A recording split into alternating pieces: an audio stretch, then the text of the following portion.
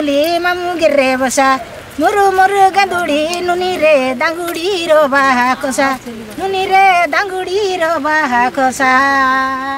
పోర్జా బగతా గౌడ్ గిరిజన తెగలను నివసించే ఈ గ్రామం మల్లవరం. ప్రభుత్వానికి ప్రపంచానికి పట్టని ఈ గ్రామాన్ని, ఇక్కడ విశేషాల్ని చూస్తే ఇలాంటి గ్రామాలు కూడా ఇంకా ఈ భూమి మీద ఉన్నాయా అనిపిస్తుంటుంది. ముగ్గురు పిల్లలు మళ్లీ కడుపుతూ ఉన్న ఈ గిరిజన మహిళది ఒక కథ అయితే, ఇద్దరిని పెళ్లి చేసుకుని 10 మంది కుటుంబంతో బతుకుతున్న ఈయనది ఒక కథ. మీరు చేసినది తప్పు అనిపించలేదా అంటే, ఈయన చెప్పిన మాట విని నాకు నోట మాట రాలేదు. ఈయన చెప్పిన లాజిక్ కరెక్టే కదా అనిపించి నా ఆలోచనని మార్చుకోవాల్సిన పరిస్థితి వచ్చింది.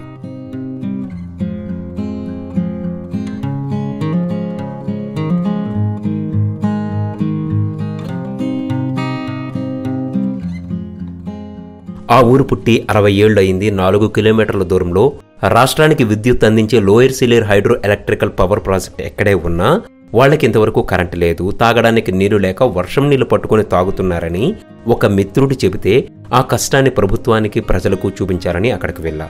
గత కథనంలో మీరు అది చూశారు.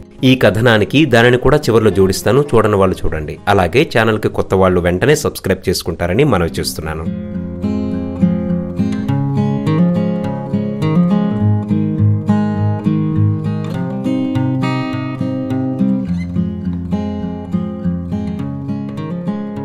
అమ్మా, ఇదేనా మీ ఇల్లు?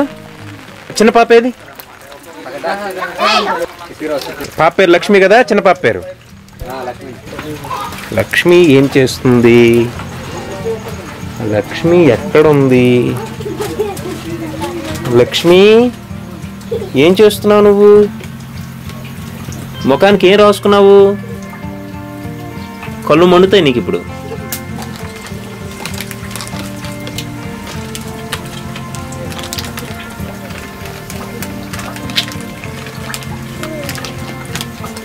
ఈమెకు 3 ఆడపిల్లలు, మళ్లీ గర్భంతో ఉంది. ఈమె భర్త కళ్ళు కోసం చెట్టెక్కి పడిపోయి ప్రాణాలు పోగొట్టుకున్నాడు ఈ మధ్యనే. ఈమె బతుకు ఇప్పుడెలా? మీరేం పని చేస్తారమ్మా?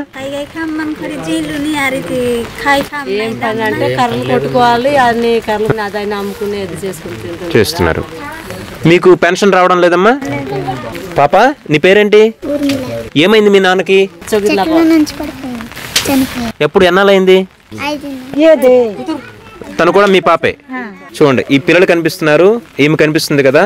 ఈమె భర్త జీలుగు చెట్టు ఎక్కి పడిపోయాడు. 5 నెలల క్రితం పడిపోతే ఆయన చనిపోయాడు. 3 ఆడపిల్లలు. ఈ తల్లి ఏదో కష్టపడి పనిచేస్తుంది. ఈమెకి కనీసం పెన్షన్ కూడా ఇవ్వడం లేదు. పెద్దలు ఒకసారి ఆలోచించండి, వీళ్ళు ఎలా బతుకుతారో ఒకసారి మీరు ఆలోచించండి.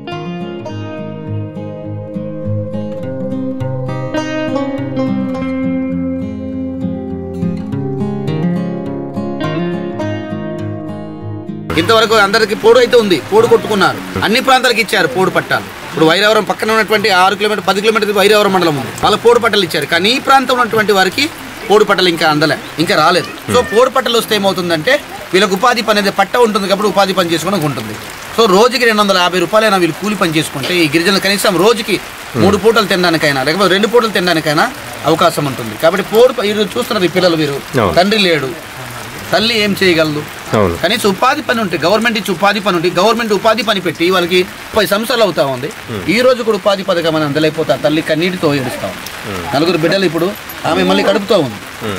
మరి అలాంటి పరిస్థితి ఉన్నటువంటి ఈ ప్రాంతంలో కనీసం ఈ గిరిజనుల పట్ల దయదలిసి అధికారులు, ప్రభుత్వము, కలెక్టర్లు మనందరూ కూడా మీలాంటి ఛానల్ ద్వారా మాకెంతో సహాయం చేశారు. మీ ఛానల్ ద్వారా మరి లోకానికి, బయటి వ్యక్తులకి బాహటంగా ఈ ప్రాంతాన్ని తెలియజేయడం కోసం మీరు మాకు సహాయం చేస్తున్నారు. చాలా థ్యాంక్స్ చెప్తున్నాం మీకు. మీ ఛానల్ ద్వారా ప్రభుత్వానికి, మరి దాతలకి అందరికి కూడా సహాయం చేయాలని కోరుతా ఉన్నాం. 3 ఆడపిల్లల తల్లి, మళ్లీ కడుపులో మరో బిడ్డ, భర్త చనిపోయాడు. వితంతు పెన్షన్ కూడా లేదు. అడవుల్లో బతికే వీళ్లకు కూలి పనులు దొరకడమూ కష్టమే. కనీసం ఉపాధి హామీ పథకం ఉన్న రోజులు గడిచేవి. కానీ ఆ ఊరికి ఆ అవకాశం కూడా లేదు. చిన్నపిల్లలతో ఆ కుటుంబం చూడండి ఎలాంటి ఇంట్లో బతుకుతోందో. కర్రల అడ్డులే గోడలుగా ఆ ఇంట్లో నుంచి ఎటు చూసినా పెద్ద పెద్ద కన్నాలే కనిపిస్తున్నాయి. గాలి, వాన, ఎండతో పాటు ఏ అర్ధరాత్రి సమయంలో ఏ పాము లోపలికి ప్రవేశిస్తుందో, ఆ కుటుంబానికి ఏ ప్రమాదంలో బలిపెడుతుందో తెలియని పరిస్థితి.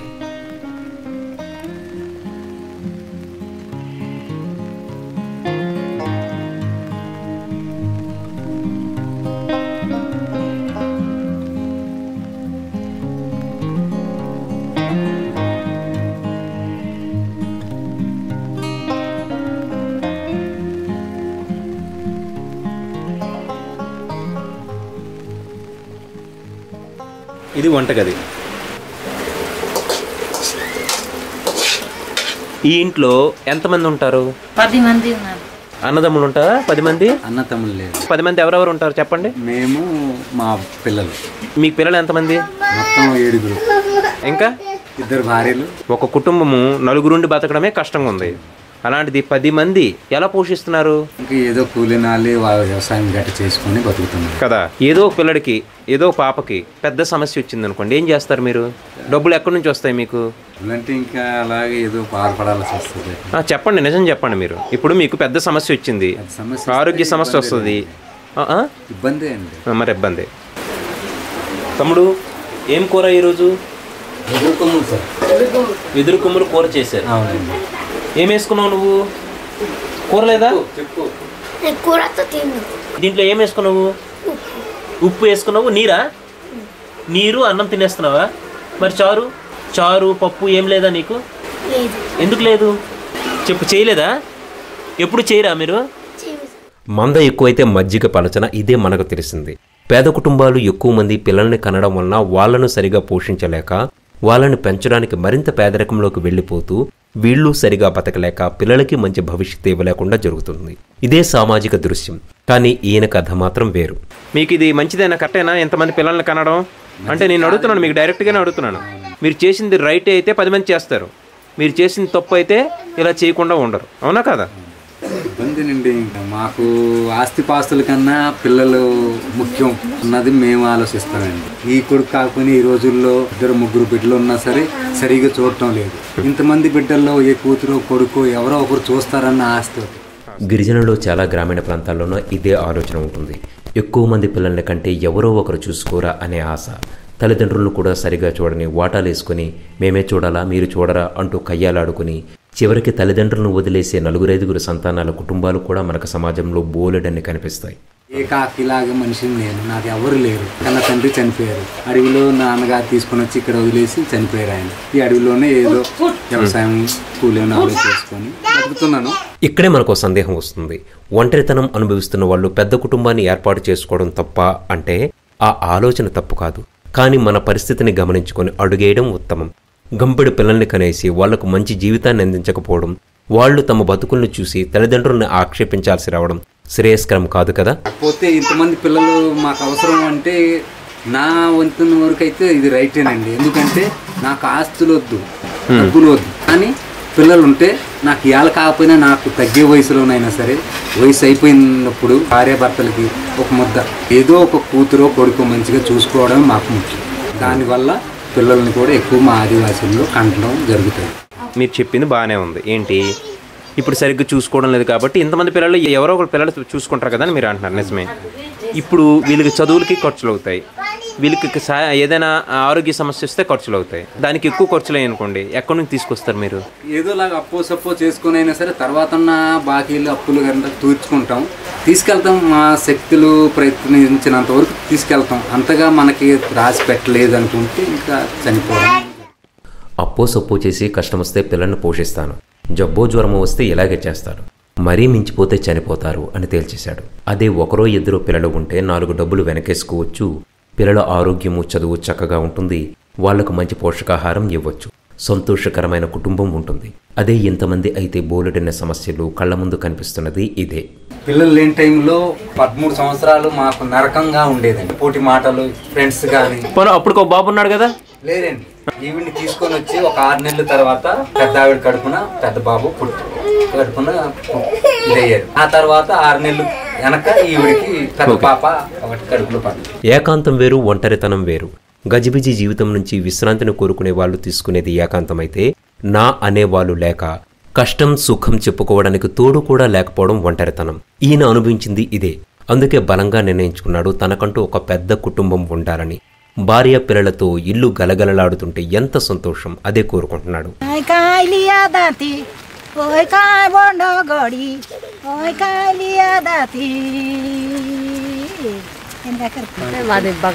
మీ భాష ఏంటి? మీదమ్మా? మీరు గౌడు. మీ భాష ఏంటి? మీరమ్మా? మా భాష क्यों जातार आबे आसुलू कबड़ के जाई किरी आबे का आसुलू काई बा कबड़ कीर्ति नहीं था आबे से किरुलू बस మీరు పెళ్ళిళ్ళలోనో వాటిలోనో పాటలు పాడతారు కదా అర్థం ఈ రోజులైంది కదా ఇక్కడ వచ్చి మర్చిపోయాను. మర్చిపోయారా? చిన్న పాట కూడా రాదా?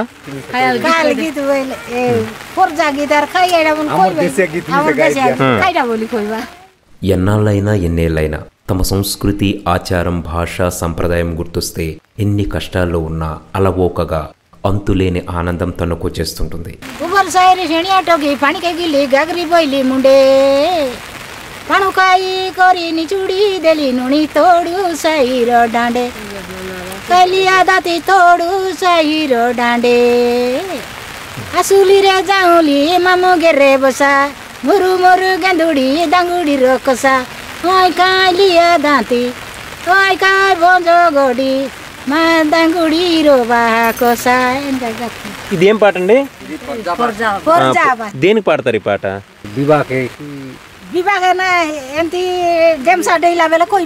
పెళ్ళిళ్ళప్పుడు చేస్తారు కదండి పండుగల టైంలో, ఆ టైంలో ఈ పాటలు వేసుకుంటూ డాన్సులు చేస్తారు.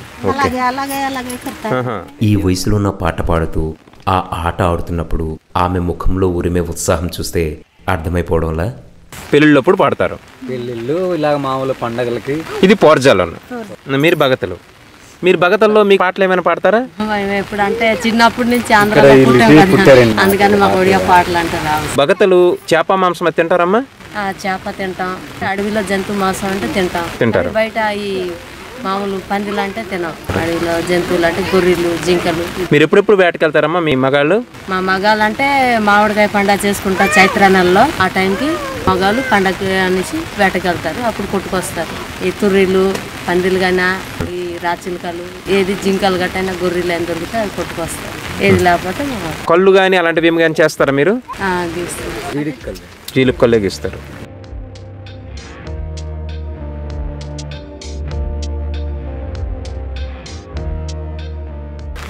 మీలా ఇది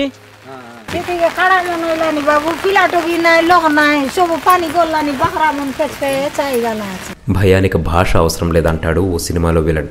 అదే కాదు, ఎన్నో భావోద్వేగాలకు భాష అవసరం లేదు. ఈమె భాష అర్థం కాకపోయినా వర్షానికి ఇల్లు కారిపోతోందని ఆమె వ్యక్తం చేస్తున్న ఆవేదన ఎందుకు అర్థం కాదు? ఇంటిలో పడే నీరు ఉండడానికి ఇబ్బంది పెడుతుంటే చూరు నుంచి కారుతున్న నీరు బతకడానికి భరోసానిస్తున్నాయి. చూరు నుంచి కారుతున్న వర్షం నీళ్లు బతకడానికి భరోసా ఇవ్వడం ఏంటని ఆలోచిస్తున్నారా? గత కథనం చూస్తుంటే మీకు డౌట్ రాకపోయిండేది. అయినా పర్లేదు, ముందు ముందు మీకే తెలుస్తుంది. ఇవేం చెట్లండి ఇవి? ఇవి తంగిడి చెట్లు అండి. ఓకే, దేనికోసం తీసారు ఇవి? ఇవి ఆవులు పాకని కట్టడానికి. ఓకే, ఇదేంటిది? ఇది మేకల బడ్డి. ఓకే, మేకల మేడ. అదే మేకల మేడ. ఇది జీలుగు చెట్టా? జీలుగు చెట్టు అండి. రైట్. అది ఆ రెండు కూడా జీలుగు చెట్టు అండి కట్టేది. Okay okay okay right. గత 60 సంవత్సరాల నుంచి ఈ ప్రాంతంలో మీరు చూస్తున్నటువంటి ఇటువంటి పిల్లలకి ఇంతవరకు చదువులు అనేవి ఈ ప్రాంతంలో లేవు. కనీసం వాళ్ళు తాగడానికి మంచినీళ్ళు లేని పరిస్థితి, కనీసం విద్య లేని పరిస్థితి, కనీసం రోడ్లు లేని పరిస్థితి. వారికి ఏదైనా హఠాత్తుగా ఏదైనా జబ్బు జ్వరం వచ్చినా ఇక్కడ వచ్చే ఈ అడవిలో ఉండేటువంటి దోమలు, డెంగీ, మలేరియా, చికెన్ గునియా లాంటి భయంకర వ్యాధి గలటువంటి వ్యాధులు వస్తూ ఉంటాయి. ఇక్కడ కనీసం ఈ యొక్క పిహెచ్సికి వెళ్ళాలని కూడా వీరికి సదుపాయం లేని పరిస్థితి. కనీసం వీళ్ళని చదువు లేదు కాబట్టి వీళ్ళకి ఏంటంటే ఏది కూడా మాట్లాడడం అనేటువంటి పరిస్థితి కూడా లేదు.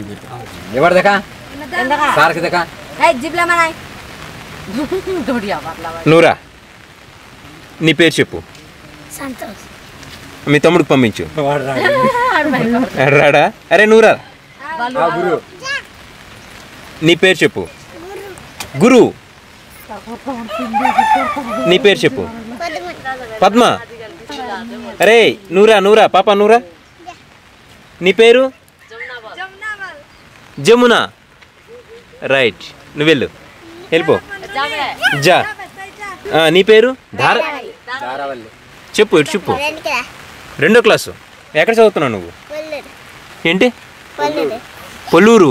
రైట్ రైట్, వెళ్ళిపో. నీ పేరు? ఊర్మిళ. నీ పేరు చెప్పు. లక్ష్మి.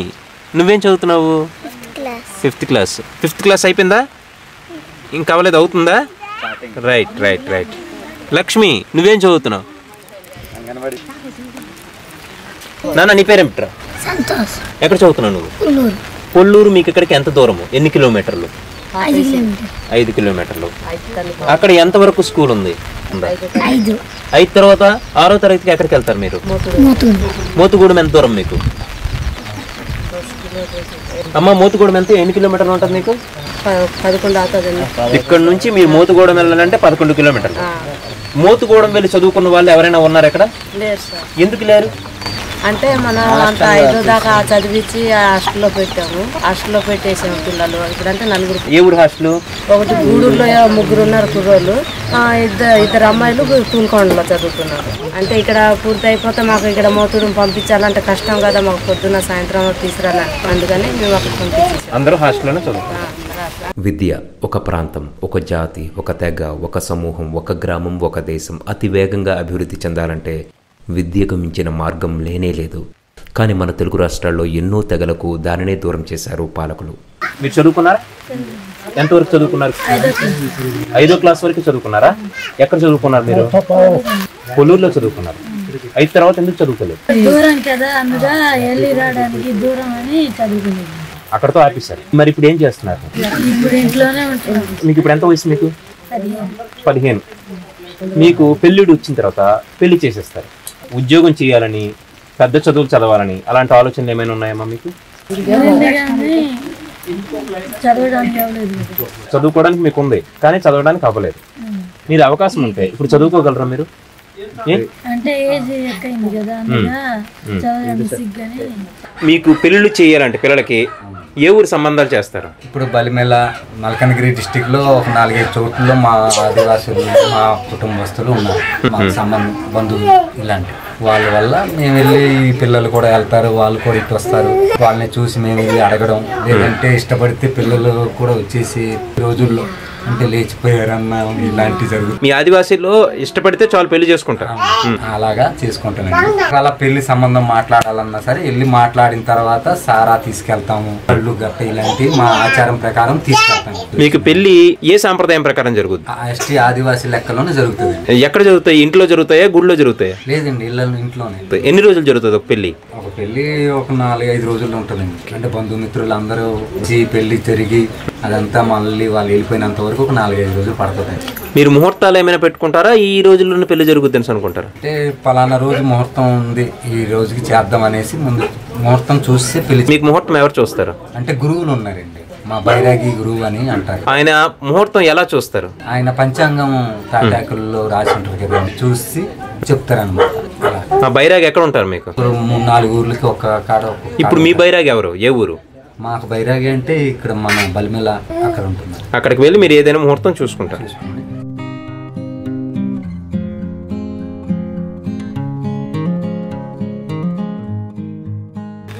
జమున ఇప్పుడు అంగన్వాడీకి వెళ్తుందా, స్కూల్కి వెళ్తుందా? అంగన్వాడీకి. అంగన్వాడీ ఎక్కడమ్మా మీకు? పొల్లూరులోనే. అంగన్వాడీ కూడా పొల్లూరు, అంటే ఒక 5 కిలోమీటర్లు. ఇక్కడ మీ ఊర్లో అంగన్వాడీ కూడా లేదు, మినీ అంగన్వాడీ కూడా లేదు. మరి మీకు ప్రతి నెల వాళ్ళు ఇస్తారు కదా అంగన్వాడీ సరుకులు, అవి వస్తున్నాయా మీకు? అవి వస్తున్నాయి. నెలకి అక్కడ కౌరు పెడితే పొల్లూరు సంతకి వెళ్తాం, అప్పుడు వాళ్ళు చెప్తే తీసుకొస్తాం. ప్రతి నెల కరెక్ట్ ఇస్తున్నారా మీకు? ఒక నెల ఇస్తున్నారు, ఒక నెల లేదు అన్నారు. మాకు ఒక్కొక్క నెల గుడ్లు కూడా, ఈ నెల అయితే గుడ్లు రాలేదు. ఈ పప్పు చెక్కలాడి బియ్యం లాడితే ఇచ్చారు ప్రెగ్నెంట్ స్త్రీలకి, పిల్లలకి. ఇంకా మిగతా గుడ్లు కూడా ఇప్పుడు ఈ నెల అంత పూర్తి అయిపోయింది కానీ ఇవ్వలేదు.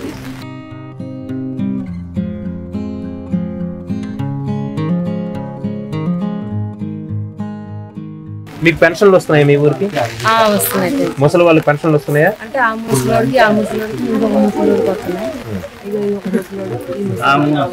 మళ్ళీ ఇంకొక ముసలోడికి రావట్లేదు. ఎందుకు రాదు? అంటే ఆయన కదా, ఆయనకు వస్తుంది కాబట్టి ఈయనకి రావడం. పిల్లలు లేదు ఇంకా మిగతా ఈ ముసలోడు కూడా పెన్షన్ రాలేదు, నేను కూడా భర్త పెన్షన్ రాలేదు, ఇంకొక ముసలోడు ఉన్నట్టు రాలేదు. అంటే భర్త చనిపోయిన వాళ్ళు కూడా చాలా మంది పెన్షన్ రావడం లేదు. మీకు కరెంటు లేదు, ఊర్లో స్కూల్ లేదు, అంగన్వాడీ లేదు, తాగడానికి నీళ్లు లేవు, మీకు మనుషులుగానే గుర్తించడం లేదు ప్రభుత్వం, అంతేనా?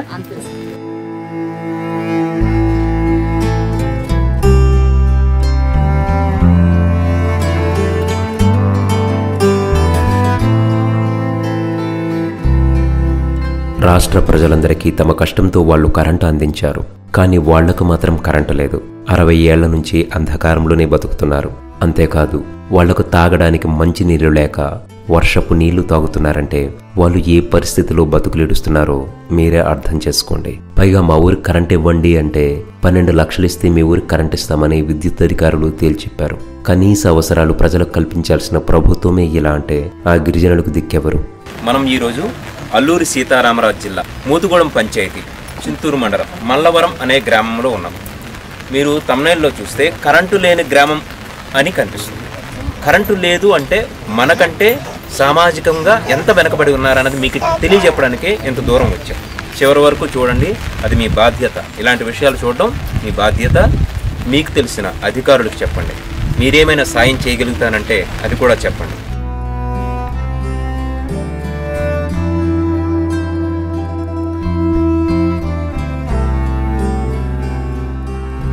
అల్లూరి సీతారామరాజు జిల్లా మోతుగూడెం పంచాయతీ తూర్పు కనుమల్లోని అడవుల్లో ఒక చిన్న గిరిజన గ్రామం మల్లవరం.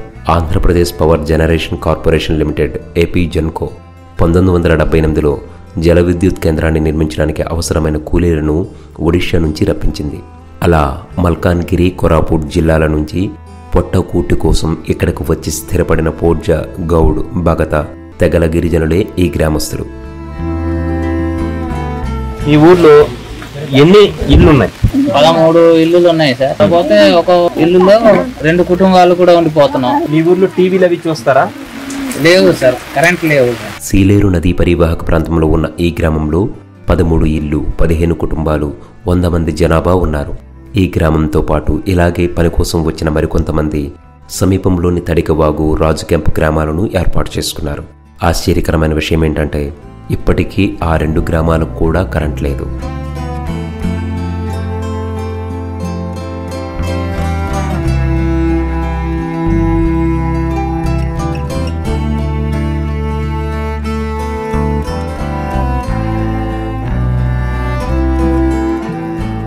ఈ ఊరు మొదలయ్యి ఎన్నాలైంది? మన ఈ ఊరు వచ్చేసి 60 సంవత్సరాలు. ఇక్కడ 3 ప్రాజెక్టులు ఉన్నాయి సార్. సీలర్ ఒకటి, డొంకర ఒకటి, ఇక్కడ మన కొల్లూరు ఒకటి. అందులో పని చేసి మననే పోషించుకున్నారు. మా ముత్తాతలు ఈ ప్రాజెక్టుకే పనిచేసి కాలం చేశారు. మా తండ్రులు ఈ ప్రాజెక్టులోనే జీవితం గడిపేశారు. కానీ 5 దశాబ్దాలైనా మాకెందుకు కరెంట్ ఇవ్వడం లేదు అని దీనంగా ప్రశ్నిస్తున్నారు ఆ గ్రామస్తులు. ఎక్కడి నుంచి వచ్చారు మీరు? తాతగారు మన విశాఖపట్నం జిల్లా నుంచి వచ్చారు. ఇక్కడ డ్యామ్ లో పనిచేసి ఇక్కడ ఉన్నారు. ఇక్కడే ఉండిపోయాము. మనకి అటు భూమి లేక ఇటు భూమి లేక మేము ఎక్కడ వెళ్తాం, కూలి పని చేసి 460 మెగావాట్ల సామర్థ్యంతో 1978లో విద్యుత్ ఉత్పత్తిని lower Sileru hydro electric project మొదలుపెట్టింది. కానీ 2024 అంటే నేటి వరకు కూడా ఆ 3 గ్రామాలకు కరెంట్ ఇవ్వలేకపోతుంది.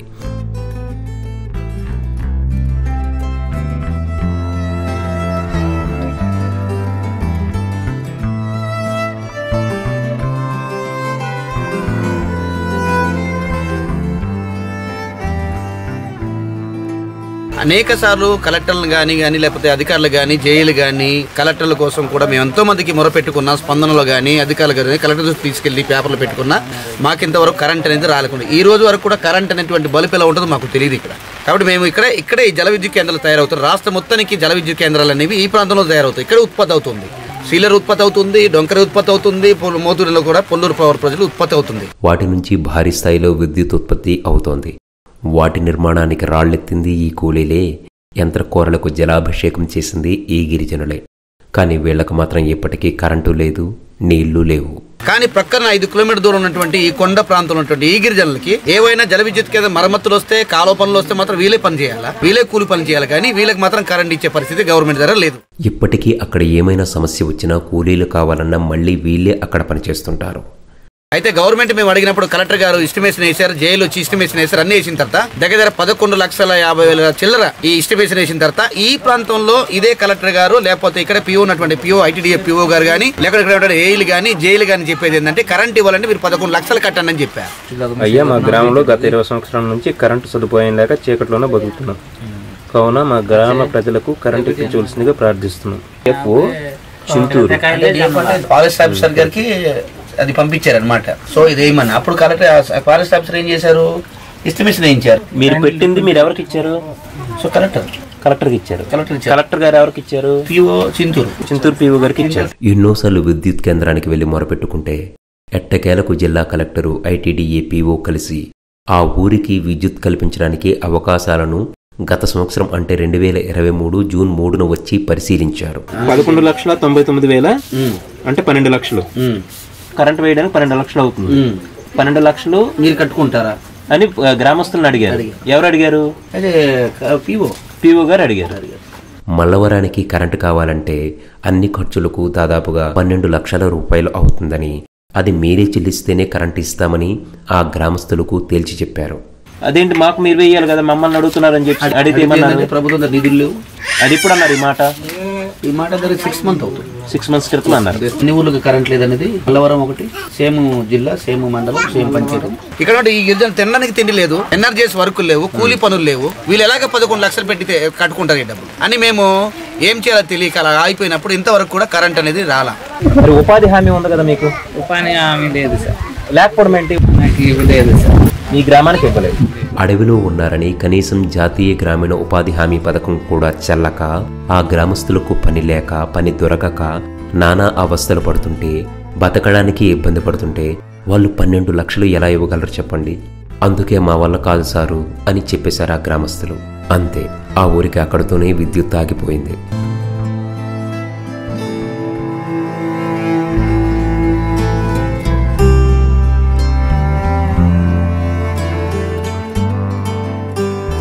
ఇప్పుడు ఈయన చేతితో ఏం పట్టుకున్నా తెలుసు కదా మీకు? ఈమె వర్షపు నీరుని బయట తపేరాలు ఈ బిందులు పెడుతున్నారు. ఈమె పెట్టిన తర్వాత ఈ వర్షపు నీరు దీంట్లో పడతాయి. పడిన తర్వాత ఈ వర్షపు నీరుని ఇంట్లోకి తీసుకెళ్ళి పిల్లలకి, ఈ పిల్లలు ఉన్నారు కదా, ఈ పిల్లలకి ఈ వర్షపు నీరు ఇస్తారు. మీరు ఎప్పుడైనా ఇచ్చారా మీ పిల్లలకి? మీరు ఎప్పుడైనా తాగారా? వీళ్ళు మాత్రం ఇవే నీళ్ళు తాగుతారు, వేడి చేసి తాగుతారు. వేడి చేసి తాగితే మాత్రం దీంట్లో ఉన్న ఇబ్బందులు తొలగిపోతాయా? వీళ్ళకి సమస్యలు తీరిపోతాయా? వీళ్ళకి అనారోగ్యాలు రాకుండా ఉంటాయా?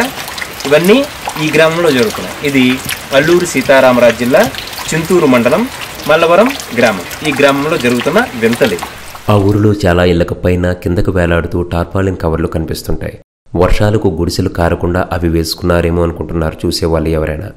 కానీ వర్షపు నీళ్లు కారడానికే అవి ఏర్పాటు చేశారని తెలిస్తే ఆశ్చర్యపోతారు. ఆ ఊరి గురించి ఖచ్చితంగా చెప్పుకోవాల్సిన అసలు తీవ్రమైన సమస్య ఇదే, తాగునీటి సమస్య.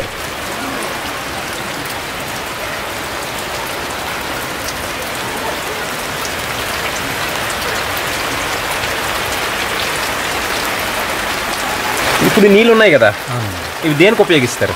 ఇవి వంటకి, తాగడానికి మరగబెట్టుకొని వాడుకుంటామండి. వర్షం నీళ్ళు వాగు బురద ఎక్కువ ఇచ్చినప్పుడు ఇంకా వేరే మార్గం లేక మేము ఈ వర్షం నీళ్లు తాగాల్సి వస్తుంది టార్పాలిన్ ద్వారా. వాగులను బురద నీళ్లకు అలవాటు పడిన ఈ గ్రామస్తులు వర్షం పడితే ఈ టార్పాలిన్లను ఇలా పెట్టి దానిపై నుంచి పడే నీటిని నిల్వ చేసుకుని అవే వడగట్టుకుని వేడి చేసుకుని తాగుతున్నారు. మీరు మంచి నీళ్ళకి ఎక్కడికి వెళ్తారు? ఎక్కడి నుంచి వస్తాయి మీకు మంచి నీళ్ళు? వాగుల నీళ్ళు బురద వెళ్తుంటాయి, పక్కన ఇసుక ఉంటాయి, ఇసుక దిబ్బలు ఉంటాయి. ఆ దిబ్బని మనం తవ్వుకుంటే ఆ బురద నీళ్ళు కొద్దిగా ఇటు ఇసుకలోకి వస్తే ఆ నీళ్ళు మేము తోడుకొని తీసుకొచ్చి మేము తాగుతున్నాం. ఇదేనా ఊరు? ఎలాగా ఇంతేనండి, ఇక్కడ నుండి ఇటు. ఈ పైన? ఆ పైన మొత్తం పొలాలండి. పొలాలా? 2 పొలాలు చూద్దాం. అంటే ఇక్కడే పాత ఊరండి. గతంలో ఇక్కడే లోపల ఉండేవాళ్ళం. ఈ లోప పైన పైనండి నీళ్ళకి ఇబ్బంది వల్ల దాటి ఆ వాగు నుంచి కావడితోటి మోసుకొని రావాలంటే పని చేసి కలిసిపోయి రాలేని పరిస్థితి అయ్యి ఇంకా నీళ్ళ గురించి అనేసి ఇక్కడికి వచ్చి నివాసం కిందకు వచ్చాం. రోడ్డు పాయింట్కి కొద్దిగా నీళ్ళకి దగ్గరలో వచ్చామండి. మొదట ఈ గ్రామం ఈ మెట్టపైన ఉండేది. కానీ వీళ్లకు వాడుకలకు ఉపయోగపడే వాగు కిందన ఉండడంతో గ్రామానికి గ్రామమే అక్కడ నుంచి కిందకి దిగిపోయింది. మొత్తం పైన పాత ఊరంతా పొలాలు అయిపోయిందా? అలాగ ఉండిపోయిందా పాత? ఆ ఊరు అక్కడే వరకు చిన్న చెట్లు, కలి చెట్లు అన్నీ ఉండిపోయాయండి. అది పాత ఊరు. ఇదంతా పాత ఊరు. పొలాలు లోపల వరకు పొలాలు ఉన్నాయి. ఆ సైడ్ చిన్న చెట్లు అవతల కూడా. ఇదంతా మెట్ట మీద ఉండేది ఊరు. మెట్ట మీద ఉండేది. నీళ్ళు వల్ల మేము అక్కడికి ఇంకెళ్ళాల్సి వచ్చింది. ఈ ఇల్లు పునాదుల్లాగా ఉన్నాయి. ఇది రాయలు కట్టేసి ఇది ఆవులు పాక ఉండేది. ఆవులు చాలా ఇప్పుడు మనం చూసాం కదండి. ఆ వాగు దగ్గర నుంచి బురద నీళ్లు తెచ్చుకునే ఈ గ్రామస్తులు వాటిని వడగట్టుకుని వేడి చేసుకుని తాగుతారు.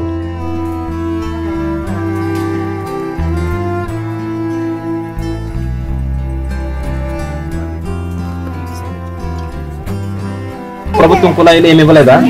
మీ ఊరికి బోర్ లేదా? బోర్ లేదు. కానీ మీ ఊర్లో ఎవరు బోర్ వేయించలేదా? వేయించలేదు సార్. ఇప్పుడు దాకా మేము మోతుగూడెంలో వెళ్ళేసి మన పంచాయతీకి వెళ్ళి కంప్లీట్ ఇస్తున్నాము కూడా బోర్ మనకు కావాలా. సర్పంచ్ గారు వచ్చేసి 2 బోర్ ఇస్తున్నాను లారీ ఒకటి తీసుకొచ్చారు సార్. బోర్ లారీ తీసుకొచ్చేసి 2 దిక్కున కొట్టారు సార్. ఎలా కొట్టారు ఏమో కానీ నీళ్లు రావటం లేదు, ఇందులో నీళ్లు రాదు అనేసి బాగా దగ్గర ఉన్నాయి. ఎలాగ నీళ్లు రాదు సార్, అది నీళ్లు వస్తాయి అక్కడ కానీ 2 దిక్కున నీళ్లు రాదు. రాయి తగిలింది ఆయనకు 2 దిక్కున కొట్టించుకున్నారు, ఇంకా వెళ్ళిపోయారు. వర్షం నీళ్లు తాగి బతుకుతున్నారంటే వాళ్ళు ఏ పరిస్థితిలో ఉన్నారో అర్థం చేసుకోవచ్చు. పడితే వర్షం నీరు మరగబెట్టి మీరు తాగుతారు, వంట చేసుకుంటారు. పిల్లలు కూడా ఇంకా అదే ఈ నీరే పిల్లలకి. చూడండి ఇక్కడ ఇలా టార్పాన్లు వేసుకుంటారు, వేసుకుంటే నీరు ఇలా పడుద్ది. పడిన తర్వాత ఈ నీరు వేడి చేసుకుని వీళ్ళు తాగుతారు, వంట చేసుకుంటారు. అన్ని పనులకి ఇదే నీరు. ఎందుకంటే ఊర్లో వాటర్ లేదు. ఇక్కడ దగ్గరలో ఉన్న ఏర్లో వర్షాకాలం బురద వచ్చేస్తుంది కాబట్టి కొన్నిసార్లు ఈ వర్షాలు కూడా పడకపోతే ఆ బురద నీరే తాగాలి, లేకపోతే ఈ నీరైనా వేడి చేసుకుని వీళ్ళు తాగాలి, పిల్లలు తాగాలి.